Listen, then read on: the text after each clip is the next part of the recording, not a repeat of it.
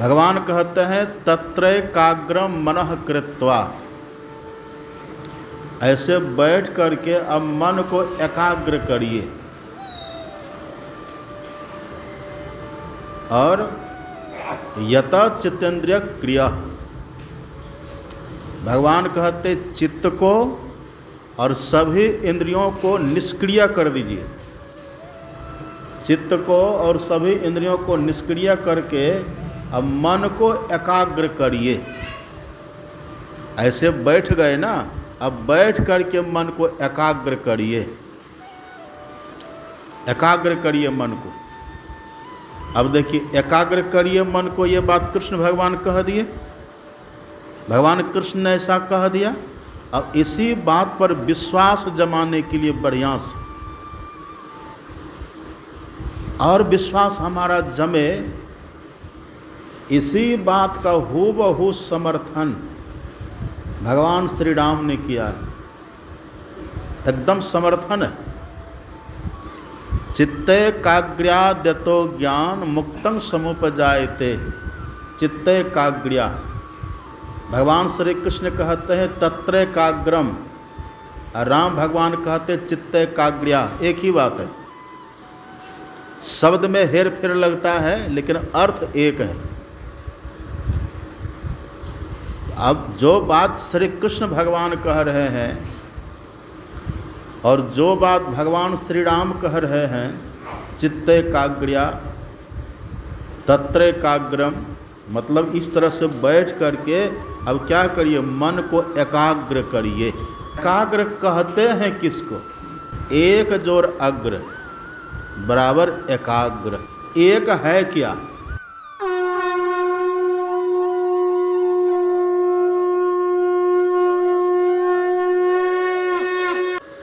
मन के मृत्यु से, मन के वध से परमात्मा मिल जाते हैं। मन का वध हो कैसे? मन का वध करने के लिए तीन बात बहुत महत्वपूर्ण है। स्थान दोष, अन्न दोष और संग दोष। ये तीनों दोषों को जो जीत ले, स्थान दोष को जीतने के लिए पवित्र स्थान पर बैठिए, अन्न दोष को जीतने के लिए शुद्ध सात्विक भोजन करिए और संग दोष को जीतने के लिए सत्संग करिए। ये भगवान ने कहा। और शुद्ध स्थान पर भी भगवान ने कहा आसन लगा करके बैठ जाओ, अचल हो जाओ। भागने की जो वृत्ति मन में है, दौड़ने की जो वृत्ति भावना मन में है, इस भावना को मन से निकाल दीजिए। न कहीं जाना है भ्रमण की इच्छा से अथवा दर्शन की इच्छा से अथवा पुण्य प्राप्ति की इच्छा से, इन सब वहम को मन से निकाल दीजिए और जहाँ आप हैं वहीं पवित्र स्थान पर जाइए और आसन लगा करके बैठिए। आसन कौन से आसन से बैठेंगे, इस पर आपने बृहद चर्चा सुनी थी। भगवान श्री कृष्ण ने जो आसन बतलाया है, हमारे सद्गुरु महाराज जी ने कृपा करके वही आसन हम लोगों को भी बताया है। उस आसन का नाम है सिद्धासन। भगवान कहते हैं अर्जुन से कि अर्जुन सीधा होकर के बैठो, धरगर मस्तक को सीधा रखो। अब पैर को कैसे रखो? तो उद्धव जी से भगवान ने कहा हस्ता उत्संग आधाय, बाईं पैर को नीचे रखो, दाएं पैर को ऊपर, गोद बना लो। अब फिर गोद में बाईं हाथ को नीचे, दाएं हाथ को ऊपर। इसी को कहते हैं सिद्धासन। ये सिद्धासन है। और इसी सिद्धासन के लिए शंकर भगवान ने कहा नासनं सिद्ध सदृशम। इनके समान, सिद्धासन के समान, इससे श्रेष्ठ फलप्रद दूसरा कोई आसन नहीं है। और इसी बात का समर्थन उपनिषद ने किया है। आप पढ़ेंगे नाद बिंदु उपनिषद।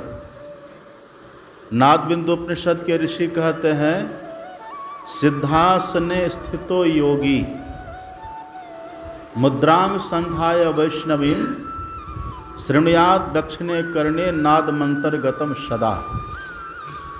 जो योगी पुरुष हैं, जो योग में सफल होना चाहते हैं, तो ऋषि कहते हैं सिद्धासन में बैठ जाए।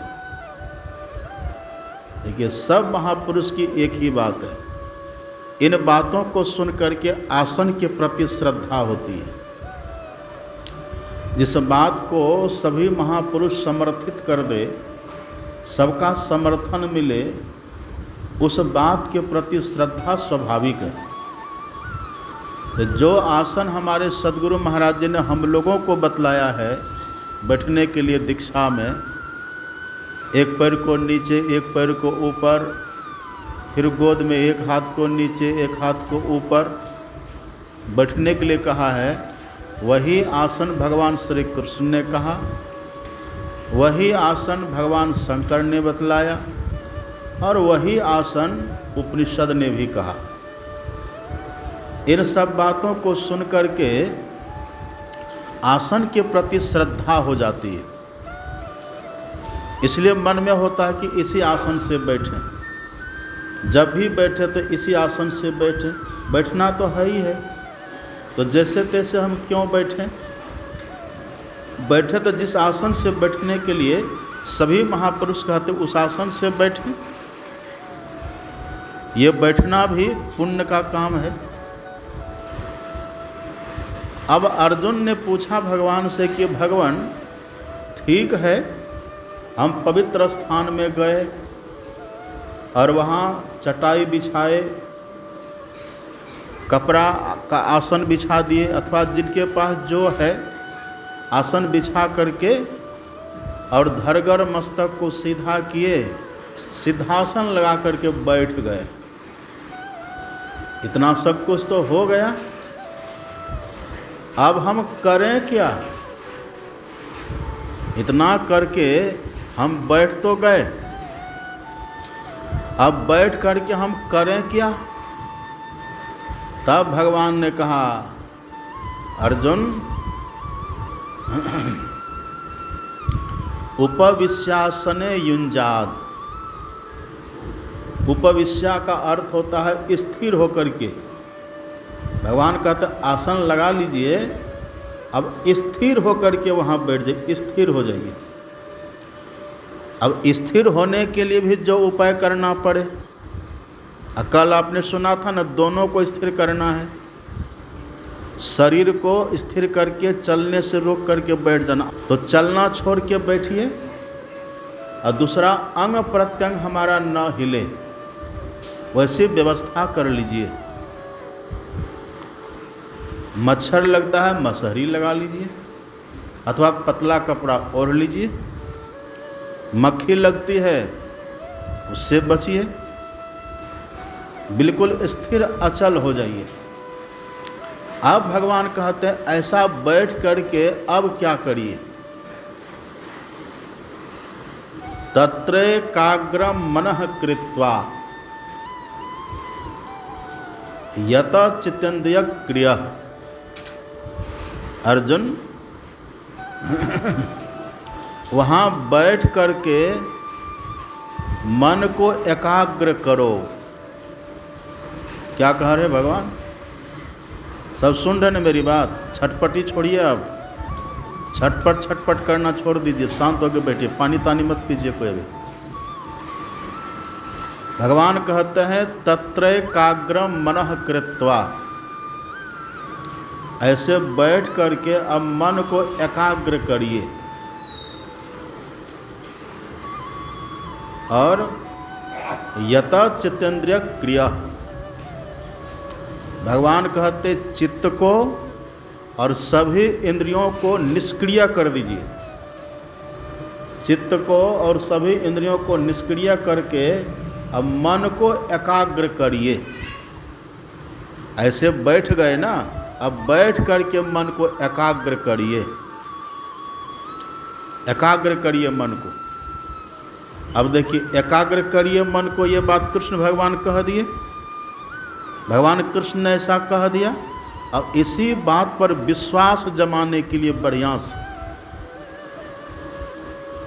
और विश्वास हमारा जमे, इसी बात का हूबहू समर्थन भगवान श्री राम ने किया है, एकदम समर्थन है। चित्ते काग्र्याद्यतो ज्ञान मुक्तं समुपजायते। चित्ते काग्र्या, भगवान श्री कृष्ण कहते हैं तत्र एकाग्रम, और राम भगवान कहते हैं चित्ते काग्र्या, एक ही बात है। शब्द में हेर फेर लगता है लेकिन अर्थ एक है।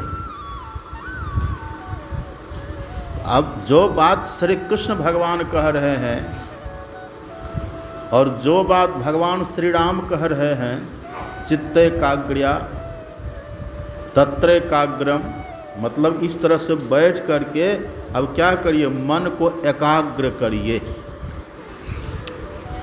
अब मन को एकाग्र करिए, इतना तो सुन लिए, पढ़ लिए।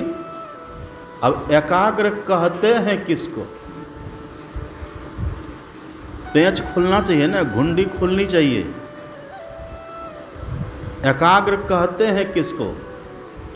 यहाँ तो सब मास्टर साहब, सब प्रोफेसर साहब सब बैठे हुए हैं। एकाग्र का संधि विच्छेद करिए, क्या होता है? एकाग्र का संधि विच्छेद करिए। हाँ, एक जोर अग्र बराबर एकाग्र। अब एक किसको कहिएगा? एक है क्या? भगवान जो कहते हैं तत्र एकाग्रम मनः कृत्वा, मन को एकाग्र करो, मतलब मन के आगे एक करो। अब एक क्या है? एक की परिभाषा क्या है? एक की परिभाषा है जो दो कभी हो ही नहीं, ये नहीं परिभाषा है। एक की परिभाषा है जो कभी दो हो ही नहीं। एक की परिभाषा है जो कभी खंडित हो ही नहीं। इसकी बड़ी बड़ी खोज है। हम लोग जब पढ़ते थे ना, केमिस्ट्री जब पढ़ते थे शुरू में, तब तो उसमें पढ़ाते थे कि सभी वैज्ञानिकों ने कहा एटम का विभाग नहीं होता। लेकिन एक दूसरे ऐसे वैज्ञानिक आ गए, कहा कि नहीं, इसका भी विभाग हो जाता है। एटम अगर एक है तो उसका भी विभाग हो जाता है, और उसका 3 विभाग हो गया। जानते हैं ना, इलेक्ट्रॉन, प्रोटॉन, न्यूट्रॉन, ये 3 उसका भाग हो गया। एक आखिर है क्या? एक जिसका भाग कभी हो ही नहीं। साधारण अर्थ में हम लोग ऐसे कह देते हैं कि बैठिए ना, तब बस एक मंत्र को पकड़ लीजिए, एकाग्र करिए, एक मंत्र। तो मंत्र में कितना अक्षर होता है? मंत्र में अक्षर कितना होता है? कम से कम मंत्र अगर होगा तो 2 अक्षर से कम का मंत्र होता ही नहीं है। ये जो लोग कहते हैं ना ओम है एकाक्षर मंत्र, नहीं, ओम में 3 अक्षर है, अ उ म। एक अक्षर का मंत्र होगा ही नहीं। मंत्र जब भी होगा तो 2 अक्षर का होगा। तो कहते कि गुरु महाराज का ध्यान करिए, नहीं, एक ही रूप का ध्यान करिए। तो रूप तो एक ही है, लेकिन कान है कि नहीं रूप में? अंग कितना है? रूप है एक, पर अंग प्रत्यंग कितना है? बहुत है। एक रूप का हम ध्यान करते तो रूप में आँख है, कान है, नाक है, मुंह है, माथा है, दाढ़ी है, बाल है, हाथ है, पैर है, पूरा शरीर, बहुत है। अब भगवान क्या कहते हैं? वहाँ बैठ करके मन के आगे एक करिए, अथवा एक में मन को लगाइए। एक क्या है? आपसे कोई पूछे एक क्या है तो क्या कहिएगा? नहीं जानते हैं? ये तो सीधी सी बात है, गॉड इज वन। सब कोई जान, ईश्वर एक है। ईश्वर ही तो एक है ना, एक ईश्वर है।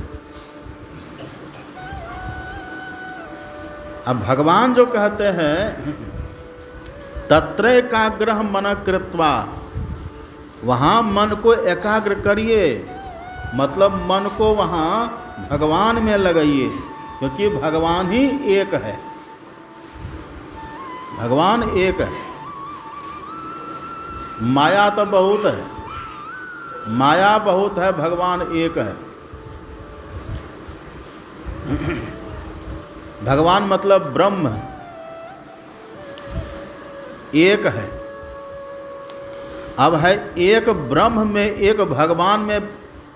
भगवान कहते मन लगाने के लिए, ये तो सब कोई जानते हैं कि भगवान है कहाँ।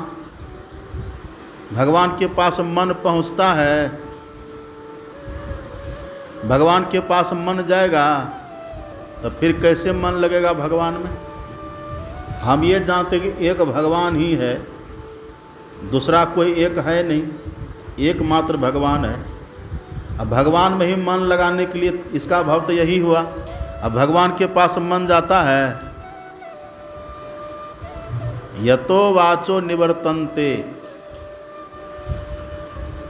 यन मनसा न मनोते यनाहुर मनोमतम तदेव ब्रह्म त्वं विद्धि नेदं यदिदम उपासते।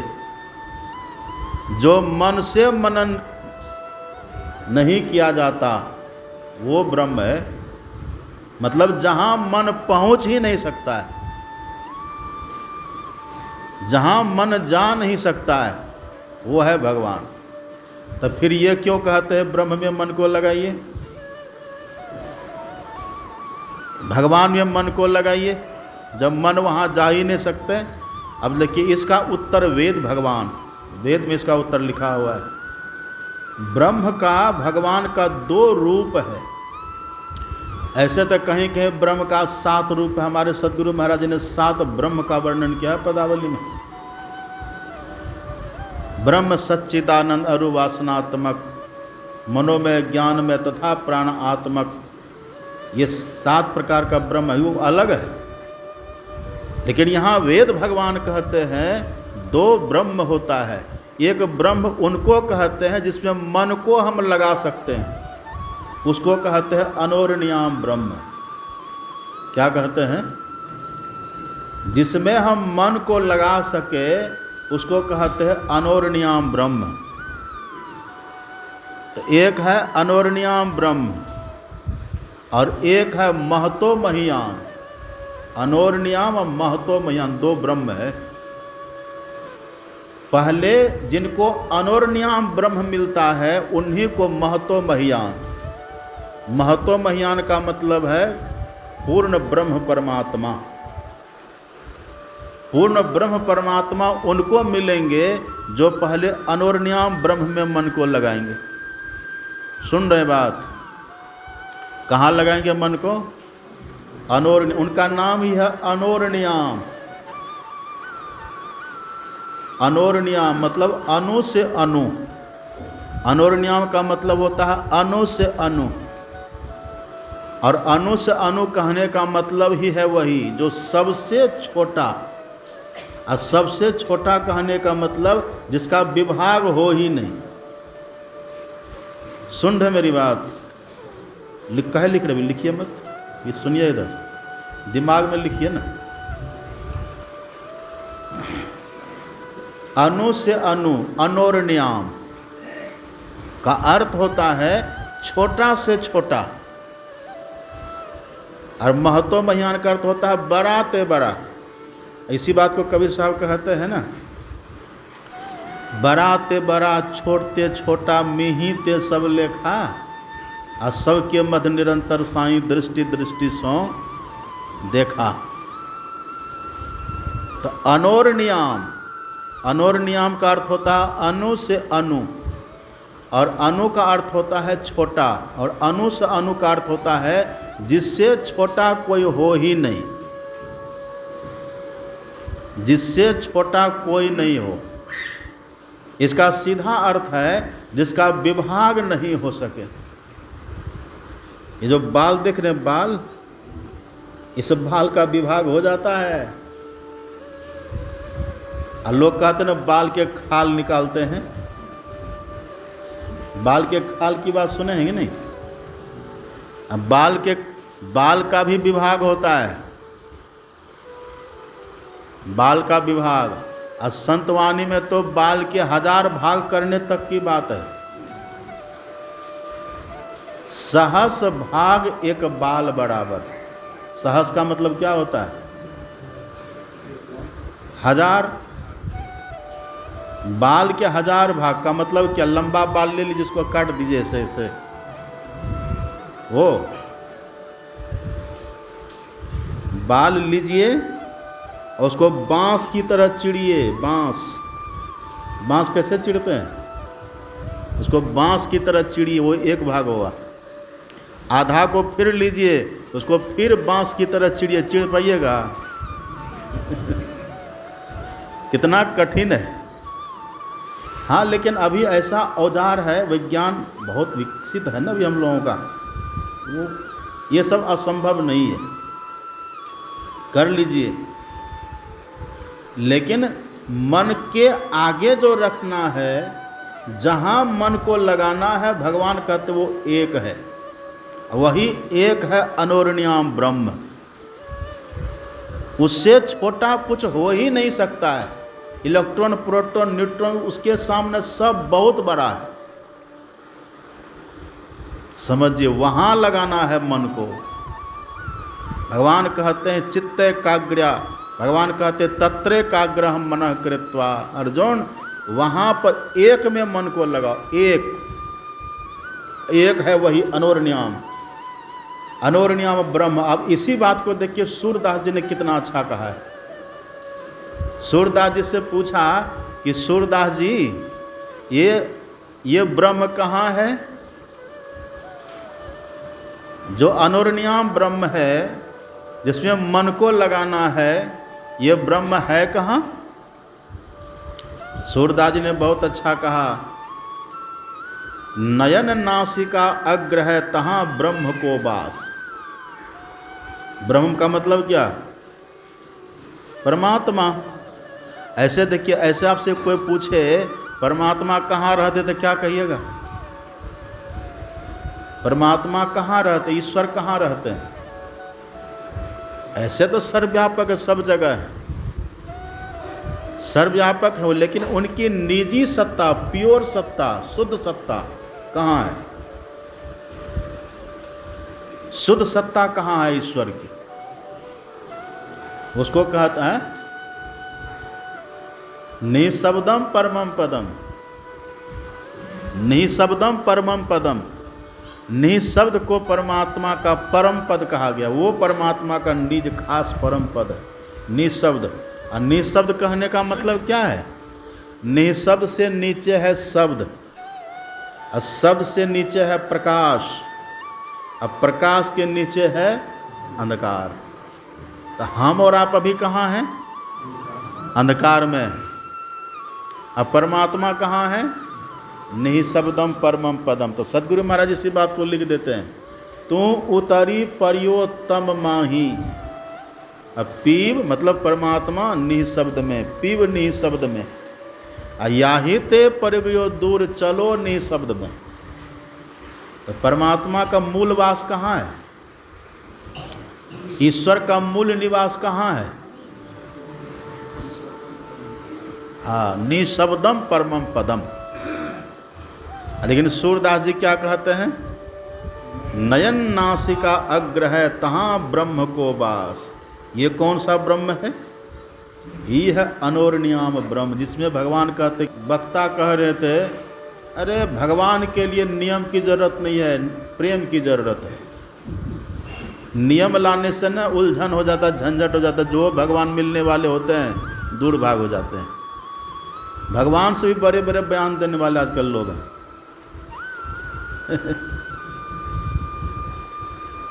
उद्धव जी से बड़े हो जाएंगे ऐसे लोग। देखिए उद्धव जी के शब्द में कितना दम है। ध्यान मुमुक्षु रे तन में, जो मुमुक्षु है वो आपका दर्शन करने के लिए आपका ध्यान किस प्रकार से करे, भगवान से पूछा है। तब भगवान ने एकदम सीधा यही उत्तर दिया है। भगवान ने सीधा कहा, सम आसन आसीनः सम कायो यथा सुखम हस्ता उत्संग आधाय स्वनासाग्र कृत्य क्षण। अर्जुन से कहते तत्रे काग्रम, देखिए पहले कह देते तत्रे काग्रम, अब खुलासा देखिए आगे, संप्रेक्ष नासिकाग्रम स्वम दिशश्चानवलोकयन। वहाँ तो उद्धव जी को सीधा कह दिए, सीधा कह देते हैं स्वनासाग्र कृत्य क्षण, सीधा। यहाँ अर्जुन को थोड़ा पहले ये कह दिया तत्रे काग्रम मनः कृत्वा, और उसके बाद कहते हैं संप्रेक्ष नासिकाग्रम स्वम, संप्रेक्ष नासिकाग्रम, अपने नासाग्र में संप्रेक्ष मतलब प्रेक्षण करो, और संप्रेक्ष का मतलब बराबर देखो। इसी को जैन धर्म में कहते प्रेक्षा ध्यान। एकदम वही शब्द है संप्रेक्ष, सम से सम हटा दीजिए तो प्रेक्ष, वही प्रेक्षा ध्यान हो गया। ऐसी को बौद्ध धर्म में कहते विपश्यना, पश्यना विपश्यना, पश्यन मतलब भी देखना और प्रेक्षण मतलब भी देखना, बस शब्द का अंतर है। संत जो भी कहेंगे एक ही बात कहेंगे, अंतर नहीं होगा। तो भगवान कहते हैं नासाग्र में देखो। अब देखिए नासाग्र में देखो, सूरदास जी क्या कहते हैं, नयन नासिका अग्र है। नासाग्र मतलब क्या, नासिका अग्र, नासाग्र, नासा अग्र मतलब नासाग्र। और सूरदास जी को खोल के संधि विच्छेद करके तब कहते हैं नयन नासिका, नासा मतलब नासिका। अब नासाग्र का संधि विच्छेद करिए, कैसे होगा, नासाग्र का संधि विच्छेद करिए, नासा प्लस अग्र क्या होगा, नासाग्र। नासा प्लस अग्र बराबर नासाग्र। नासा मतलब क्या, नासा मतलब नासिका, नासा मतलब नासिका। और सूरदास जी कितना बढ़िया कहते हैं नयन नासिका अग्र, खोल के। सूरदास जी कृष्ण भगवान के परम भक्त हैं, सब कोई जानते हैं। सूरदास जी भगवान श्री कृष्ण के उपासक हैं, और जो कृष्ण भगवान ने कहा वो सूरदास जी ने किया। अब कई सूरदास जी से बड़े होंगे अभी के लोग। अभी एक बहुत प्रसिद्ध महात्मा, बहुत प्रसिद्ध, जिनके एकदम बहुत फॉलोअर्स लोग कहते हैं, वो है देश विदेश में, है ना। उनसे किसी ने पूछा कि महाराज जी मन को कैसे एकाग्र करेंगे, तो कहा कि देखो जो नाक की नोक है ना, तुम ऐसे करके एक टक देखते रहो, हे यहाँ एक टक ऐसे देखते रहो। उनका त्रिपुंड देखिए, तिलक, तिलक क्या लगाते हैं, दाढ़ी कितनी बढ़िया है, बाल एकदम प्राचीन काल के महर्षि ऋषि मुनि जैसे लग रहे हैं। उनकी बड़ी जयकार भी है। अब कहते हैं कि है यहाँ, हम सुने उनका, हम सुन करके बोल रहे हैं एकाग्र, यहाँ एक टक देखते रहो, है यहाँ। अब यहाँ देखे देखिए ना, तुरंत माथा दर्द शुरू हो जाएगा, करिए, माथा दर्द शुरू हो जाएगा। ये तो है ही नहीं। नासिकाग्र का अर्थ लोग कर देते हैं नाक का अगला भाग। भाग कहाँ से जोड़ दिया अपने मन से, भाग शब्द है यहाँ लिखा हुआ, नासाग्र साफ लिखा हुआ, नासाग भाग लिखा हुआ नहीं है। और यदि यही होता तो सूरदास जी फिर ऐसे लिखते हैं। देखिए सूरदास जी और खोल के लिख देते हैं, उसमें एक शब्द और जोड़ देते हैं नयन, नयन नासिका अग्र। सूरदास जी महाराज का वचन है। अपने सदगुरु महाराज का अगर हम कहेंगे तो कहेंगे कि ये संत मतिया, ये संत मत वाला अपने गुरु महाराज की वाणी कह के क्या देखिए अर्थ कर रहे हैं। सूरदास जी की वाणी है ये। आप इसी को देखिए, हमारे सदगुरु महाराज जी वही लिखे हैं। हमारे सदगुरु महाराज जी लिखते हैं, दो नयन नासा मध्य सन्मुख। सूरदास जी के बोले नयन नासिका अग्र। है कोई अंतर? है कोई अंतर? सूरदास जी कहते हैं नयन नासिका अग्र, गुरु महाराज जी कहते हैं दो नयन नासा मध्य। और खुलासा कर दिया गुरु महाराज। सूरदास जी तो केवल कह दिया नयन नासिका। तो नयन मतलब आंख, तो एक ही आंख है, एक ही आंख है हमारी। तो गुरु महाराज लिख दिए दो नयन, दो आंख है हमारी, दो नयन तब नासा। नासा मतलब नासिका, मद सन्मुख मतलब आगे। सूरदास जी कहते नयन नासिका अग्र है, तहां ब्रह्म को वास। दोनों आंखों के, नाक के और आंखों के सामने ब्रह्म का वास, वहाँ ब्रह्म है। कौन ब्रह्म है? वहाँ वही है अनोरण्याम ब्रह्म। वही अनोरण्याम ब्रह्म है। अनोरण्याम ब्रह्म का मतलब जो एक है, जिसका विभाग नहीं हो सकता। अब खुलासा देखिए हमारे सदगुरु महाराज जी की वाणी में, कितना बढ़िया खुलासा है। हमारे सदगुरु महाराज जी लिखते हैं, गंग जमुना सरस्वती संगम पर संध्या करो नित भाई। अब इसी में आगे कहते हैं, दृष्टि युगल कर। सुनिए ध्यान से, सुन रहे हैं ना सब? दृष्टि युगल कर अंगुल द्वादश पर दृढ़ थिर धरु ठहराई। फल क्या होगा? प्राण स्पंदन बंद होई जाई, मनहु तजई चंचलाई। अब देखिए, अनहु से अनुरूप ब्रह्म संग, एकदम साफ, कोई लाग लपेट है। अनहु से अनुरूप ब्रह्म संग सहज ही सुरत समाई। ये हो गया एकाग्र। अनहु से अनुरूप ब्रह्म संग सहज ही सुरत समाई। सूरदास जी क्या कहते हैं? नयन नासिका अग्र है, तहाँ ब्रह्म। तो कौन ब्रह्म? यही खुलासा करते गुरु महाराज जी। अनहु से अनुरूप ब्रह्म संग, ये ब्रह्म है। ये इसको कहते हैं अनोरण्याम ब्रह्म। यही अनोरण्याम ब्रह्म है। तो यही इसी में मन को लगाना है। अनहु से अनुरूप ब्रह्म संग सहज ही सुरत। बड़ी सहजता से अपनी सूरत को वहाँ अथवा मन को लगाइए। साफ क्लियर हो रहा है ना? कोई भ्रम है? देख रहे हैं संतवाणी में कोई भ्रम नहीं है। यही है तत्रे काग्रम मनः कृत्वा। तत्रे काग्रम, तो भगवान अब खुलासा करके कह देते संप्रेक्ष नासिकाग्रम। नासिकाग्रम मतलब नाक के आगे। अब खुलासा कर दिए सूरदास जी नयन नासिका अग्र। और खुलासा कर दिया हमारे सदगुरु महाराज जी दो नयन नासा मध्य सन्मुख। इससे खुलासा तो हो ही नहीं सकता है। इससे ज़्यादा सरल, इससे ज़्यादा खोल के से धरती पर कोई और नहीं कह सकते। कह सकते हैं?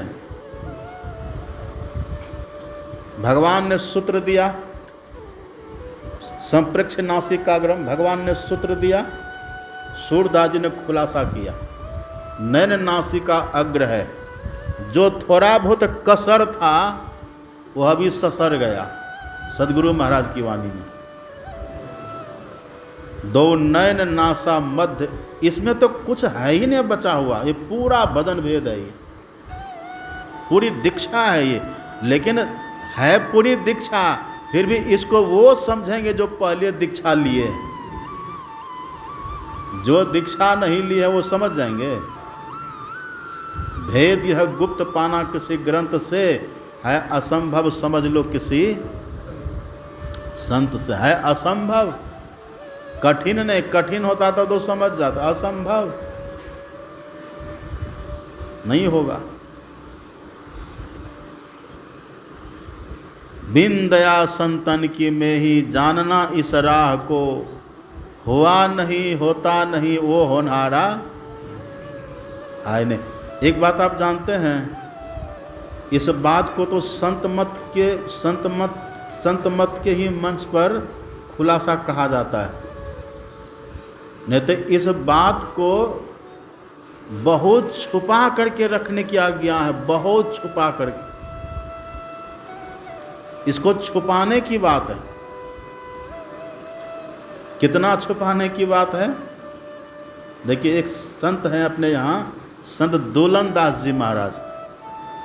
दुलन दास जी महाराज की वाणी में पढ़िएगा। संत दुलन दास जी कहते हैं, दुलन यह मत गुप्त है, प्रगट जनी करो बखान।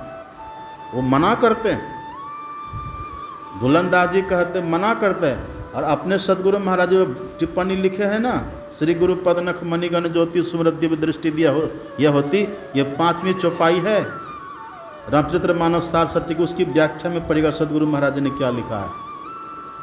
उसमें सदगुरु महाराज जी कहते हैं, इस भेद को खोल करके लिखने की गुरु आज्ञा नहीं है ना, लिखा हुआ। इस भेद को खोल करके लिखने की गुरु आज्ञा नहीं है। 5वीं चौपाई की व्याख्या पढ़िएगा। यहाँ पर संत दोलन दास जी वही समर्थन दे रहे हैं, दोलन यह मत गुप्त है, प्रगट जनि करो बखान, और सदा राखो गोय करी। इसको हमेशा गुप्त रखिए। कैसे गुप्त रखिए? उदाहरण देखिए कितना खतरनाक है। जस विधवा अवधान, कोई विधवा महिला अपना गर्भ किसी को देखने देगी? जिसका पति ही मर गया और उसको गर्भ रह जाए, कहिए उसका प्रचार करेगी वो कि हमको गर्भ है? उसकी ऐसा कोई प्रचार करेगा न? कैसे जड़ को पकड़ा है, कितना गोपनीय है ये, कल्पना करिए। वही दुलनदास जी कहते, सदा राखो गोय करी जैसे विधवा अवदान। जैसे विधवा स्त्री कोई हो और उसको गर्भ हो जाए, वो कितना छुपाती है, इतना छुपाना चाहिए। लेकिन यहाँ जो सदगुरु महाराज जी लिखे हैं, इससे ज़्यादा खुलासा हो ही नहीं सकता। अब अर्थ करने की लोग अपना अपना अर्थ करे तो अर्थ करने में कोई अनर्थ कर दे तो उसका तो कोई नहीं है। सदगुरु महाराज जी कहते, दो नयन नासा मध्य असन्मुख, कुछ बाकी नहीं रहा। वहीं पर कौन है? वहीं पर है अनहु से अनुरूप ब्रह्म संग। वहीं पर अनु से अनुरूप ब्रह्म है। यहाँ तक कह देते ब्रह्म, और दूसरी जगह हमारे सदगुरु महाराज जी कहते हैं मूर्ति, चैतन्य। आप पढ़िए पदावली, मूर्ति उनको कहा गया है। ये जो मूर्ति हम लोग मंदिर में बनाते हैं ना, देखिए कैसे पटपटा रहा है सब। देखिए कोई मतलब है सत्संग से?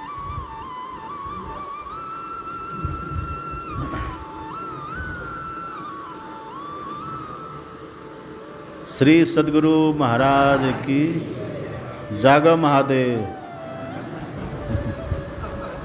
कोई सोइए मत।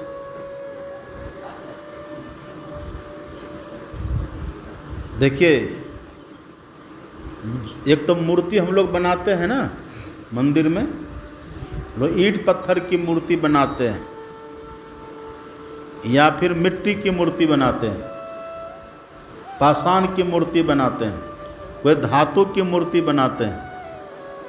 ये सब मूर्ति तो मनुष्य की बनाई हुई नकली मूर्ति है। पर ये सदगुरु महाराज की वाणी, आषाढ़ तम अति गाढ़ में नीचो पड़ीरी सूरती। आषाढ़ तम अति गाढ़ में, अभी कौन महीना चल रहा है? ये आषाढ़ ही चल रहा है ना। और आषाढ़ की रात्रि देखे कैसी होती है। आषाढ़ में बादल, आकाश में बादल छाया हुआ रहता है। रात की वर्षा देखे, रात की वर्षा देख के बड़ा आनंद आ रहा था हमको। आजकल तो हम ऊपर रहने लगे ना, नीचे में तो इसमें कुछ पता ही नहीं चलता था बाहर क्या हो रहा है। ऊपर जो हम रहना शुरू किए हैं, रात जो वर्षा हो रही थी बड़ा आनंद लग रहा था, दृश्य बड़ा सुंदर दिख रहा था, एकदम सामने से सब दिखता है ना उधर। और आषाढ़ का जो अन्न महीना का जो अंधकार होता है ना, तो अन्न महीना में तो आकाश में चंद्रमा होता है, तारे नक्षत्र सब दिखते हैं, तो प्रकाश दिखता है। इन आषाढ़ के महीना में, आषाढ़ के महीना में बादल, आकाश बादल से भरा रहता है, तो कोई प्रकाश रहता है। आषाढ़ के महीना में रात में निकलिए घर से, देखिए कुछ नहीं दिखेगा। यदि आसपास में कोई रोशनी न हो, यहाँ तो सब कुछ दिखता है। प्लेटफॉर्म स्टेशन है ना बगल में, ये बहियार पूरा दिखता है। कि जहाँ ये कृत्रिम प्रकाश की कोई व्यवस्था न हो, वहाँ निकलिए आषाढ़ के रात में, देखिए कैसा लगेगा आपको। वही वर्णन हमारे सदगुरु महाराज जी किए हैं। आषाढ़ तम अति गाढ़, एकदम गाढ़ अंधकार। आंख बंद करने के बाद जो घोर अंधकार है ना, उसकी तुलना है आषाढ़ के अंधकार से, आषाढ़ की रात्रि के अंधकार से। आषाढ़ तम अति गाढ़ में नीचो परीरी सूरति, अभी जो हम लोग की सूरत, हम लोग की वृत्ति है ना, उसी घोर अंधकार में, अति गाढ़ अंधकार में, आषाढ़ की तरह के अंधकार में, उसी में अभी आप और हम पड़े हुए। नीचो, इतना नीचे आ गए हैं, उससे नीचे जा ही नहीं सकते, अब वहाँ पर पड़े हुए हैं। अब कहते उद्धार कर, यहीं से निकलना अपना उद्धार, इसी में पड़े। और जब तक है तम, तब तक है जम। एक तो अंधेरी कोठरी तामे दिया न बाती हो, अब बहिया पकड़ी जम, ले चले कोई संग न साथी हो। ये आषाढ़, ये अति गाढ़ अंधकार। अब देखिए कितना अच्छा हमारे सदगुरु महाराज जी कहते हैं, आषाढ़ तम अति गाढ़ में नीचो परीरी सूरति, उद्धार कर निज ले गुरु दया। गुरु की दया लीजिए, गुरु की कृपा पाइए और अपना उद्धार करिए। और हेर हेरिए प्रभु बिंद मूर्ति, प्रभु बिंद मूर्ति। प्रभु मतलब परमात्मा, परमात्मा के बिंदु रूपी मूर्ति को खोजिए। मूर्ति है वो, किसी मनुष्य का बना हुआ मूर्ति है, वो नेचुरल है, वो रेडीमेड है, ईश्वर कृत है। वो कृत्रिम नहीं है, आर्टिफिशियल नहीं है, वो ईश्वर कृत है। उसी को कहते अनोरणीयाम ब्रह्म। तो अनोरणीयाम ब्रह्म कहिए या परमात्मा की मूर्ति। अच्छा, मूर्ति को क्या कहते हैं? अपने यहाँ मूर्ति को प्रतीक कहते हैं। क्या कहते हैं? प्रतीक। मूर्ति को प्रतीक कहते हैं। अच्छा, यहाँ देखिए मूर्ति कह रहे हैं ना, दूसरे पद में देखिए सदगुरु महाराज जी कितना अच्छा कहते हैं। एक पद और है ना पदावली में, ध्यानाभ्यास करो सद सद ही, चातक दृष्टि बनाई हो। इसी में देखिए लखत लखत छवि। छवि का मतलब क्या होता है?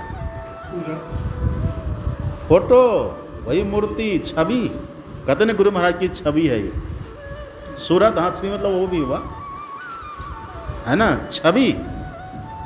देखिए कितना अच्छा कहते, लखत लखत छवि बिंदु प्रभु की। प्रभु की जो बिंदु रूपी छवि है, फोटो है, वो दिख जाएगा। तो ये फोटो कहिए या फिर मूर्ति कहिए, बात एक ही है। इसी को कहते हैं हिंदी में प्रतीक। क्या कहते हैं? प्रतीक। प्रतीक का अर्थ क्या होता है? प्रतीक का अर्थ है से चिन्ह, पर उसका संधि विच्छेद करिए। प्रति जोड़ इक बराबर प्रतीक। तो प्रति का अर्थ होता है ओर, प्रति का अर्थ होता है ओर, एक का अर्थ होता है झुका हुआ। प्रतीक, ईश्वर का प्रतीक कहने का मतलब ईश्वर की तरफ झुका हुआ जो है, अथवा जिसका लगाव सीधे ईश्वर से, परमात्मा से। यही ये हो गया अनोरण्याम ब्रह्म, ये ईश्वर की मूर्ति, ये ईश्वर की छवि हो गई। ये यदि किन्हीं को मिल जाए तो समझिए अब ईश्वर का प्रतीक हमको मिल गया है, पहला छोर मिल गया, वह अंतिम छोर में जाने की देरी है। ये प्रतीक है, ये छवि, ये मूर्ति है। इसीलिए सूरदास जी कहते हैं तहाँ ब्रह्म को बास, अनहु से अनुरूप ब्रह्म संग सहज ही सुरत समाई। अब देखिए ये तो संतवाणी हो गई। उपनिषद को पढ़िए, कितना बढ़िया उपनिषद के ऋषि कहते हैं भ्रू मध्य सच्चिदानंद तेजः कूट रूपम तारकम ब्रह्मा। कूट रूपम तारकम ब्रह्मा क्या है वो? सच्चिदानंद। कहाँ है? तो भ्रू मध्य, दोनों भवों के मध्य में सच्चिदानंद है।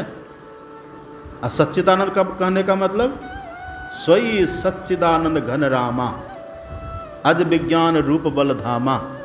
राम सच्चिदानंद दिनेशा, नहीं तह मोह निशा लवलेशा। सच्चिदानंद, अब सच्चिदानंद कहे चाहे ब्रह्म की एक ही बात है। राम सच्चिदानंद दिनेशा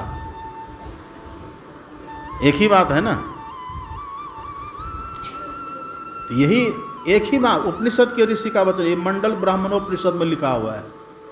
भ्रू मध्य सच्चिदानंद तेजः कूट रूपम तारकम ब्रह्म। अच्छा, कूट क्यों कहा गया? कूटस्थ किसको कहते हैं? कूटस्थ कहने का भाव क्या है? बिंदु जो हम लोग कहते हैं ना, बिंदु, तो बिंदु एक स्थान हो गया।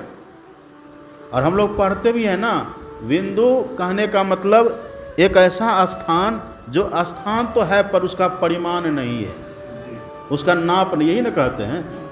उस परिमाण रहित स्थान में जो ईश्वर का अंश है उसी को कहते कूटस्थ ब्रह्म। एक कूटस्थ ब्रह्म है, वही यहाँ ऋषि कहते हैं सच्चिदानंद तेज कूट रूपम तारकम ब्रह्म। तारक ब्रह्म उसको कहते हैं, उसी में परमात्मा का जो अंश है वो कूटस्थ ब्रह्म है। कहाँ है ये?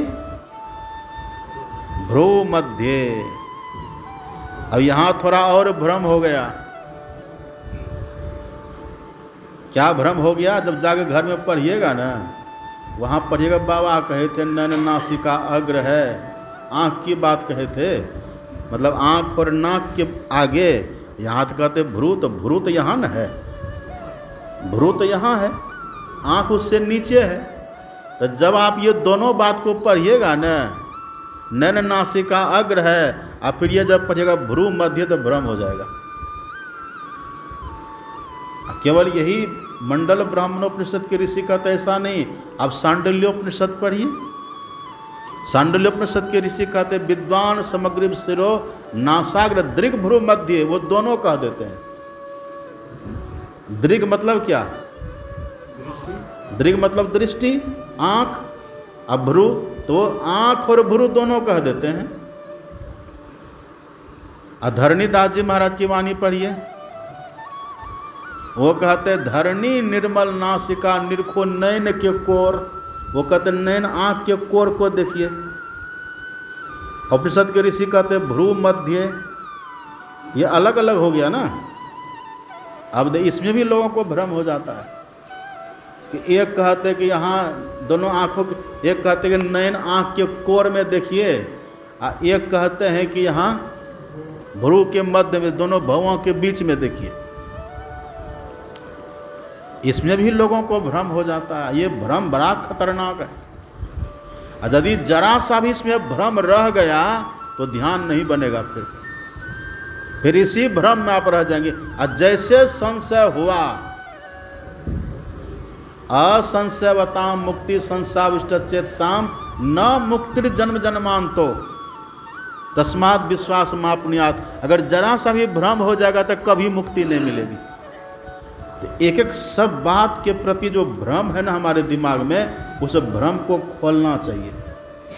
लेकिन अभी तो हम खोलेंगे नहीं, 10 में बस हो जाना चाहिए।